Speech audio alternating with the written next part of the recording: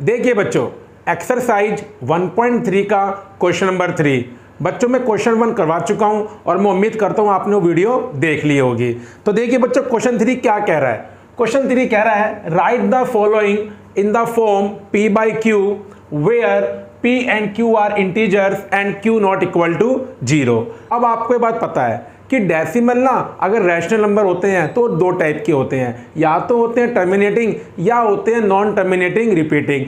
Terminating को p upon q की form में चेंज करना में आता है, जितने के बाद डेसिमल है आप उतने नीचे 0 लगा दीजिए डिनोमिनेटर में। लेकिन सुनिए, नॉन टर्मिनेटिंग रिपीटिंग, अब ये तो मुझे पता है कि रैशनल नंबर होता है, अगर ये रैशनल नंबर है तो इसको मैं p by q की फॉर्म में चेंज कर सकता हूं। लेकिन बच्चों आज हम सीखेंगे कि नॉन टर्मिनेटिंग रिपीटिंग को p by q की फॉर्म में चेंज कैसे करते हैं। तो देखिए इस क्वेश्चन में 3 पार्ट है, तो पहले मैं आपको करवाता हूं पार्ट 1।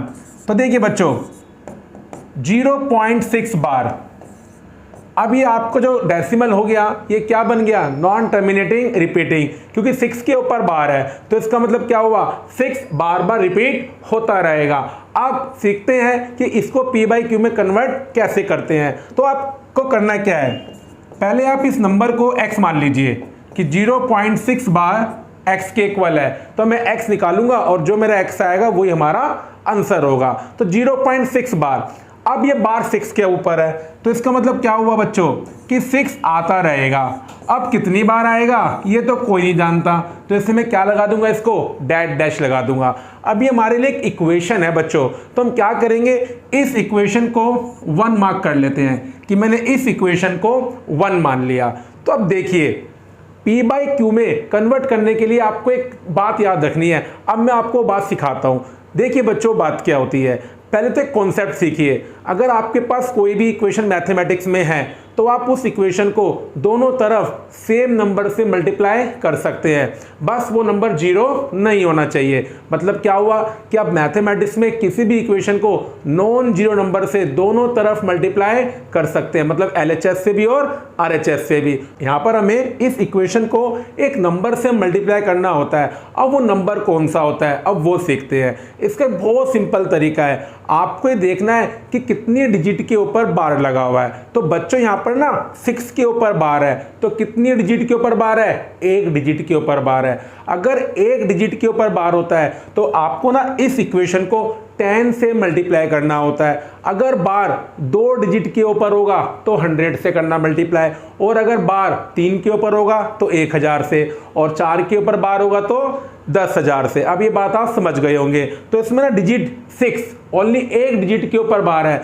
तो मैं इस इक्वेशन को 10 से मल्टीप्लाई करूंगा। और अब क्या लिखूंगा, मल्टीप्लाई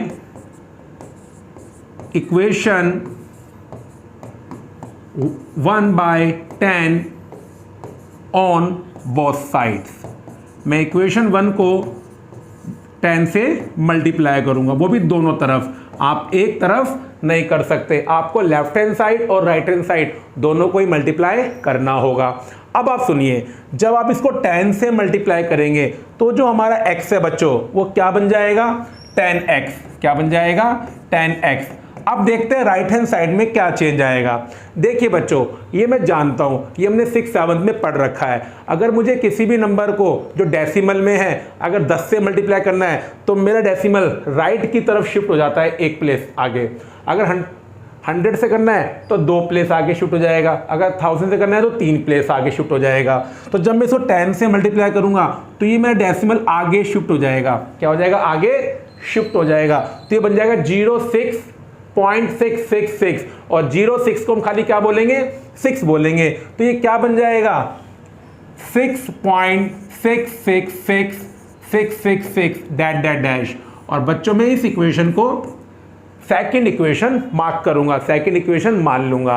अब बस तीसरा और आखिरी स्टेप, तीसरा और आखिरी स्टेप। पहला स्टेप क्या था कि इक्वेशन को आप नंबर को x मान लीजिए, फिर जितनी डिजिट के ऊपर बार है उसके अकॉर्डिंग उसी नंबर से मल्टीप्लाई कर दीजिए। अगर 1 डिजिट के ऊपर बार है तो 10 से मल्टीप्लाई, 2 के ऊपर है तो 100 से, और 3 के ऊपर है तो 1000 से। फिर तीसरा स्टेप क्या होता है, जो आपकी इक्वेशन 2 आई है और आपकी इक्वेशन 1 है, आप क्या करेंगे, इक्वेशन 1 को इक्वेशन 2 में से माइनस करेंगे। हमेशा यही स्टेप होगा। तो अब क्या करेंगे, सब्ट्रैक्ट इक्वेशन 1 फ्रॉम 2। बच्चों हमेशा यही स्टेप होगा कि इक्वेशन 1 को 2 में से क्या करेंगे, माइनस करेंगे। तो देखिए माइनस करने का तरीका क्या होता है, दोनों इक्वेशन की लेफ्ट हैंड साइड को माइनस करेंगे और फिर राइट हैंड साइड को माइनस करेंगे। इक्वेशन 2 की लेफ्ट हैंड साइड 10x है और इक्वेशन 1 की बच्चों क्या थी, x थी, तो माइनस x। फिर राइट हैंड साइड में से राइट हैंड साइड को माइनस करेंगे, तो ये बन जाएगा 6.666 और जो हमारी इक्वेशन 1 थी उसकी राइट हैंड साइड कितनी है, 0.666, तो ये बन जाएगा 9x। अब देखिए अगर देखें आप इसको आप क्या बोल सकते हैं, 6.6 बार और 0.6 बार, तो यहाँ पर पॉइंट के बाद 6 बार आ गया और यहाँ भी पॉइंट के बाद 6 बार आ गया, तो वो सारे तो क्या हो जाएंगे, जीरो बन जाएंगे। 6 - 6 0, 6 - 6 0, तो डेसिमल के बाद सारी जीरो आ जाएंगे। और अगर डेसिमल के बाद जीरो आ रहे हैं आप उन्हें लिखे चाहे ना लिखे। अब आते हैं डेसिमल से पहले, यहाँ पर डेसिमल से पहले 6 है और यहाँ 0 है, तो 6 - 0 6 बन जाएगा। 9 मल्टीप्लाई में है, किस में आएगा, डिवाइड में आएगा। तो देखिए बच्चों इसका मतलब क्या हुआ कि 0.6 बार किसके इक्वल होता है, 2/3 के इक्वल होता है। तो ये मेथड होता है किसी भी नॉन टर्मिनेटिंग रिपीटिंग नंबर को p/q में चेंज करने का। लेकिन देखिए जो हमारे क्वेश्चन है एनसीईआरटी में उसमें 3 पार्ट है, ये मैंने आपको पहला पार्ट करवा दिया। अब देखिए दूसरा पार्ट क्या है, 0.47 बार। तो देखिए बच्चों करने का तरीका वही है। अब मैं क्या करूंगा, सेकंड पार्ट में 0.47 बार को x मान लूंगा और अब देखिए इस बार 7 के ऊपर बार है तो 4 तो एक बार आएगा और 7 बार बार रिपीट होता रहेगा। फिर इसको बच्चों में क्या मान लूंगा, इक्वेशन 1, जैसे मैंने पिछले पार्ट में किया था। अब यहां पर कितनी डिजिट के ऊपर बार है, फिर बच्चों 1 के ऊपर बार है, ओनली 7 के ऊपर बार है, तो किससे करूंगा मल्टीप्लाई में इक्वेशन 1 को, 10 से करूंगा। तो मैं अब क्या लिखूंगा, multiply equation 1/10 on both sides. तो देखिए बच्चों अब क्या बनेगा, ये जब मैं x को 10 से करूंगा मल्टीप्लाई तो 10x बनेगा, और जब राइट हैंड साइड को मैं 10 से करूंगा मल्टीप्लाई उसमें डेसिमल है तो डेसिमल एक आगे शिफ्ट हो जाएगा, तो ये बनेगा 04.77 और 04 को मैं खाली 4 लिखूंगा, तो ये कितना बन जाएगा 4.777। इसको मैं इक्वेशन नंबर 2 मार्क कर लूंगा। फिर लास्ट स्टेप क्या होता है, subtract equation 1 from 2, equation 1 from 2। तो लेफ्ट हैंड साइड में से क्या माइनस करेंगे, लेफ्ट हैंड साइड, और राइट हैंड साइड में से क्या माइनस करेंगे, राइट हैंड साइड। अब जरा थोड़ा आप यहां पे देखना, यहां पर कैसे माइनस करेंगे। देखिए बच्चों यहाँ पर 4.7 है और यहाँ पर 0.4 है और उसके बाद तो टेंशन वाली बात ही नहीं है। यहाँ पर 7 7 7 7 7 7 7 7 7 7 7, तो वो 7 तो जब आप सब्ट्रैक्ट करोगे सारे जीरो बन जाएंगे। तो होगा क्या, यहाँ पर बच जाएगा आपका 4.7 और यहाँ बच जाएगा 0.4, क्योंकि वो बाकी इसके भी 7 और इसके भी 7 आपस में सब्ट्रैक्ट होके जीरो बन जाएंगे। तो देखिए 4.7 में से 0.4 को आप माइनस कीजिए, कितना आएगा 4.3 आएगा। 9 मल्टीप्लाई में किस में आ जाएगा, डिवाइड में आ जाएगा। अब डेसिमल ऊपर 1 के बाद है, नीचे 0 आ जाएगी, तो ये क्या बन जाएगा बच्चों, 90 बन जाएगा। तो 0.47 बार किसके इक्वल आ गया बच्चों, 43/90 के इक्वल आ गया। तो कितना सिंपल मेथड होता है नॉन टर्मिनेटिंग रिपीटिंग डेसिमल को p/q में चेंज करने का। और ये क्वेश्चन है दोस्तों, ये ध्यान रखना, पेपर में आने के चांस पूरे होते हैं, तो आपको ना अच्छे से प्रैक्टिस करनी है। अब देखिए बच्चों तीसरा पार्ट क्या है, इस क्वेश्चन में 3 पार्ट है। अब बच्चों तीसरा पार्ट है 0.001 बार को p/q में चेंज कीजिए।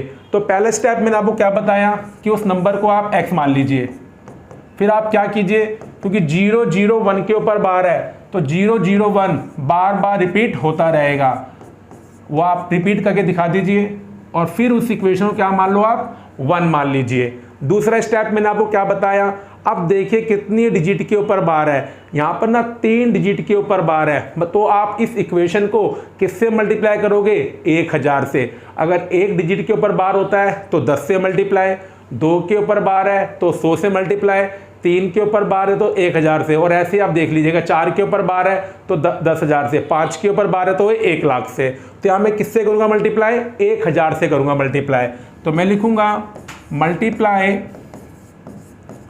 Equation 1/1000 on both sides. मैं दोनों तरफ 1000 से मल्टीप्लाई करूँगा तो ये बन जाएगा 1000x। क्या बन जाएगा बच्चों? 1000x। और अब देखिए जब आप यहाँ मल्टीप्लाई करेंगे तो आपका डेसिमल 3 प्लेस आगे पहुँच जाएगा, मतलब यहाँ आपका डेसिमल लगेगा तो ये बनेगा 001, और 001 को खाली मैं क्या लिखूँगा? 1 लिखूँगा। तो ये बन जाएगा 1.001 डैश डैश डैश। अब आखिरी स्टेप क्या है? Subtract equation 1 from 2। इक्वेशन 1 को 2 में से क्या कर दो? सब्ट्रैक्ट। तो 1000x माइनस x, तो 1.001। भाई लेफ्ट हैंड साइड में से मैंने किसको माइनस किया? लेफ्ट हैंड साइड को। और राइट हैंड साइड में से क्या माइनस करूंगा? Right hand side. और अब देखिए बच्चों अब क्या होगा, ये बन जाएगा 999x। और यहाँ आप देखिए, आप पॉइंट के बाद 001 001 001 001, तो डेसिमल के बाद ये डिजिट सेम आनी स्टार्ट हो गई, तो ये सब आपस में माइनस होकर 0 बन जाएंगी। और डेसिमल के बाद कितने भी 0 आ जाएं वो आपके लिए कोई फ़र्क नहीं डालते। आप बोलो 2.0, आप बोलो 2.00, 2.000, 2.00000, या आप खाली 2 बोलो, बात एक ही होती है। तो डेसिमल के बाद अगर 0 है उसे आप लिखे चाहे ना लिखें, तो मैं नहीं लिखूंगा। तो यहाँ 1 बचा डेसिमल से पहले, और यहाँ डेसिमल से 0 बचा। 1 - 0 1। 999 मल्टीप्लाई में किस में आ जाएगा? डिवाइड में आ जाएगा। तो बच्चों इसका मतलब क्या हुआ? 0.001 बार किसके इक्वल हो गया? 1/999 के। तो देखिए बच्चों कितना सिंपल क्वेश्चन है। बस आप घर पर क्या कीजिए, इन क्वेश्चंस को अच्छे से प्रैक्टिस कीजिए। तो बच्चों अगर आपको मेरी वीडियो अच्छी लगी है तो लाइक करें और शेयर करें, और हाँ मेरे चैनल को सब्सक्राइब करना बिल्कुल भी ना भूलें।